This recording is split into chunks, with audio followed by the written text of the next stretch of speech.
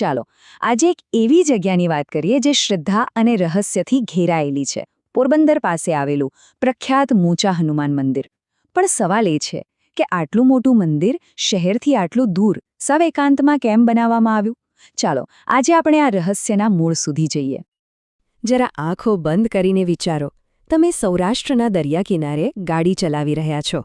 એક તરફ અરબી સમુદ્રની ભીની સુગંધ અને બીજી બાજુ હજારો પવનચક્કીઓનો ધીમો અવાજ.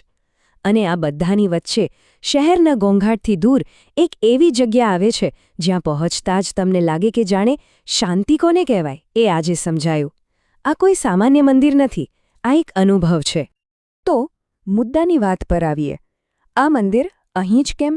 દ્વારકા અને સોમનાથ જેવા બે મોટા યાત્રાધામોની વચ્ચે આ જગ્યા આટલી એકાંતમાં કેમ પસંદ કરાઈ? આની પાછળ કોઈ ઇતિહાસ છે કે પછી કોઈ એવી કહાણી છે જે બહુ ઓછા લોકો જાણે છે? ચાલો શોધી કાઢીએ. આ સવાલનો જવાબ શોધવા માટે આપણે થોડુંક સમયમાં પાછળ જવું પડશે. એ સમયમાં જ્યારે અહીં રાજા મહારાજાઓનું શાસન હતું. આપણી આ રહસ્યમય કથાનો પહેલો અને સૌથી મહત્વનો દોરો અહીંથી જ શરૂ થાય છે. પોરબંદરને આપણે સૌ મહાત્મા ગાંધીજીની જન્મભૂમિ તરીકે ઓળખીએ છીએ, બરાબર ને? પણ એનો ઇતિહાસ એનાથી પણ ઘણો જૂનો અને ભવ્ય છે. પ્રાચીન સમયમાં આ જગ્યા સુદામાપુરી તરીકે ઓળખાતી હતી અને અહીં સદીઓ સુધી જેઠવા રાજપૂત વંશના રાજાઓ રાજ કરતા હતા. અને અહીંથી આખી વાત એકદમ રસપ્રદ બની જાય છે. જેઠવા રાજવંશની માન્યતા કંઈક એવી હતી કે તેઓ પોતાને કોઈ સામાન્ય રાજા નહોતા માનતા. તેઓ પોતાને સીધા હનુમાનજીના પુત્ર મકરધ્વજના વંશજ ગણાવતા હતા. આ કોઈ નાની વાત નથી, આ તેમની ઓળખનો, તેમના ગૌરવનો પાયો હતો. અને આ ખાલી કહેવાની વાત નથી, એનો પાક્કો પુરાવો છે એમના રાજવી ધ્વજ પર. એમના કેસરી ધ્વજ પર ગદા સાથે ઉભેલા હનુમાનજીનું ચિહ્ન હતું. આ સાબિત કરે છે કે હનુમાનજીમાં એમની શ્રદ્ધા કેટલી અતૂટ હશે. તો આપણા પહેલા સવાલનો જવાબ મળી ગયો. હનુમાનજી જ કેમ? કારણ કે તેઓ એમના કુળદેવતા હતા. ઓકે, તો એ તો સમજાઈ ગયું કે રાજવી પરિવારની હનુમાનજીમાં ઊંડી શ્રદ્ધા હતી. પણ બીજો સવાલ હજી ઊભો જ છે. આ જ જગ્યા કેમ? આટલી બધી જગ્યાઓ છોડીને આ એકાંત સ્થળ જ કેમ પસંદ કર્યો? તો એની પાછળ એક નહીં પણ બે કારણો હતા. એક આધ્યાત્મિક અને બીજું બહુ જ પ્રેક્ટિકલ. આ સ્લાઇડ આખી વાતને એકદમ સાફ કરી દે છે. જુઓ, એક તરફ આ જગ્યા તપોભૂમિ હતી, એટલે કે ધ્યાન અને ભક્તિ માટેનું એકદમ શાંત સ્થળ, શહેરના ઘોંઘાટથી દૂર. પણ બીજી તરફ આ મંદિર રક્ષક દેવ પણ હતું. એ જમાનામાં દ્વારકા સોમનાથનો આ રસ્તો બહુ ચાલતો, પણ એટલો સુરક્ષિત નહોતો. એટલે આ મંદિર અહીં બનાવીને જાણે રાજ્ય અને યાત્રાળુઓ માટે એક આધ્યાત્મિક સુરક્ષા કવચ ઊભું કરવામાં આવ્યું. આપણે ઇતિહાસ અને રાજાઓની વાત કરી, પણ આ મંદિરનું સૌથી મોટું અને જીવંત રહસ્ય એના ભૂતકાળમાં નહીં પણ એના વર્તમાનમાં છુપાયેલું છે. હવે જે વાત આવશે એ કદાચ આખી વાર્તાનો સૌથી આશ્ચર્યજનક વળાંક છે.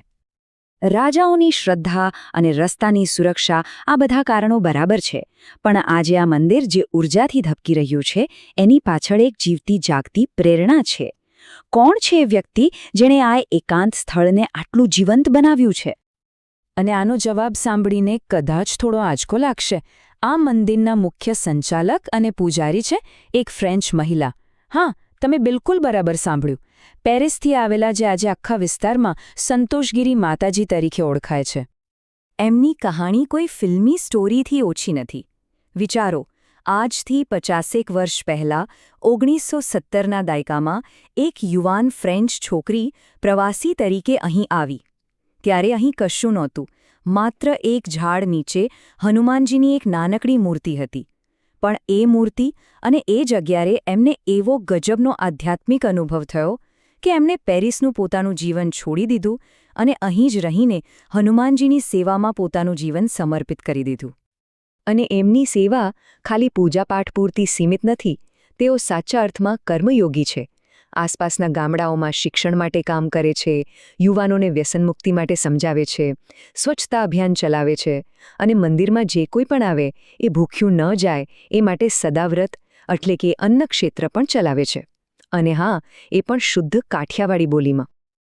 તો હવે ચાલો આ બધા અલગ અલગ દોરાઓને જોડીને આખી તસવીરને સમજીએ. આ મંદિરનું અહીં હોવું એ કોઈ એક કારણનું પરિણામ નથી, પણ ઘણી બધી બાબતોનું એક અદ્ભુત સંગમ છે. તો આ મંદિર અહીં કેમ છે એનો જવાબ 3 ભાગમાં વહેંચાયેલો છે. પહેલું, જેઠવા રાજાઓની હનુમાનજીમાં અતૂટ શ્રદ્ધા. બીજું, એક એવી જગ્યાની જરૂરિયાત જે શાંતિ પણ આપે અને સુરક્ષા પણ. અને ત્રીજું, અને કદાચ સૌથી મહત્વનું, સંતોષગીરી માતાજીનું 5 દાયકાનું નિસ્વાર્થ સમર્પણ, જેણે આ જગ્યામાં પ્રાણ પૂરી દીધા. સંતોષગીરી માતાજીનું જીવન આપણને એક બહુ જ મોટી વાત શીખવે છે, જ્યાં વાક્યમાં સચોટ રીતે કહેવાય છે, ઘર એ નથી જ્યાં આપણો જન્મ થાય, પણ ઘર એ છે જ્યાં આપણા જીવનનો સાચો હેતુ મળી જાય. જન્મ ભલે ફ્રાન્સમાં થયો, પણ જીવનનો સાચો અર્થ અને ઉદ્દેશ્ય તેમને હજારો કિલોમીટર દૂર ગુજરાતના નાનકડા ગામમાં મળ્યો. અને આ આખી વાત આપણને એક મોટા સવાલ પાસે લાવીને ઊભી રાખે છે કે કેવી રીતે એક વ્યક્તિની અતૂટ શ્રદ્ધા અને નિસ્વાર્થ સેવા એક એકાંતમાં પડેલી મૂર્તિને આખી દુનિયા માટે સેવા અને શાંતિનું પ્રતીક બનાવી શકે છે. કદાચ સાચા જવાબો અને સાચી શાંતિ શહેરની ભીડમાં નહીં, પણ આવા જ સમર્પિત સ્થળોએ છુપાયેલા હોય છે.